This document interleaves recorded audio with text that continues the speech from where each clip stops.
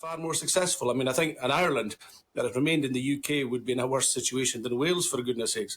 But Ireland has leapfrogged all of the UK and is doing far better. And there's certainly no movement in Ireland to come back with Mother Westminster, let's say.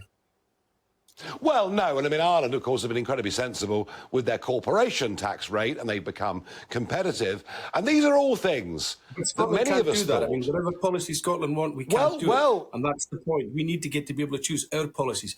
Because if Ireland hadn't been independent, it couldn't do the policies that Ireland's done. It's not just corporation tax. It's the way they've made free education. They've done whatever in Ireland, you know.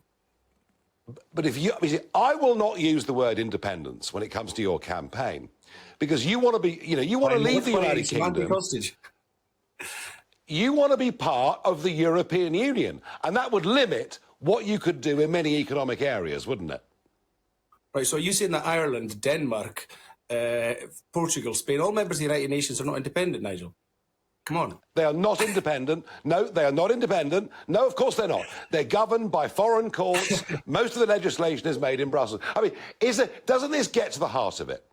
That I quite understand the logic of Scottish people saying, we want to be independent, but you cannot be independent and be a member of the European Union.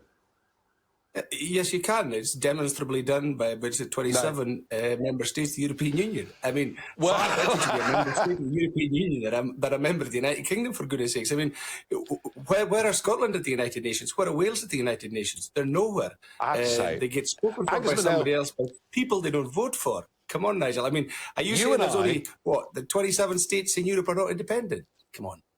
They are not independent in any way at all. No, and that's you and I will disagree on this. However, let's return to the central point. And I've had this bone of contention for all these years, and I insist and believe that I'm right, and you disagree, and that's fine. This is GB News. We debate these things. Yeah.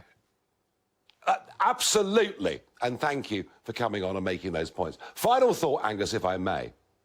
Okay. After all her years, all her incredible electoral success, and there's no denying that, and being in that prominent role for the last 8 years, ultimately, her leadership in the last few weeks has done the cause of separation considerable damage. Would you agree?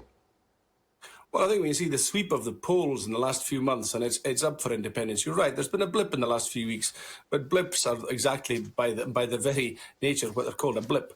But the sweep of desire in Scotland is for independence. You know, independence doesn't mean SNP government, and independence doesn't mean a particular party. It means you control it. And I'm sure at times when you've disagreed with whichever UK government has been in place, Nigel, you haven't suddenly thought, you know what, we'd be better off governed by Paris, Berlin or Brussels, heaven forfend. No, I believed in, Angus, I believed in self-government. We have slightly different definitions of it. Even though we have different parties. So, you know, the point is that we should have our capital and our decision-making in the capital of our nation, in Edinburgh. And, you know, our neighbours in London will go on just fine with them as well as Ireland. Angus, I promise you, if you believe in an independent Scotland, separate from the United Kingdom, separate from the European Union, I respect that point of view. I don't think it'll work, but I respect it. But I thank you hugely for coming on.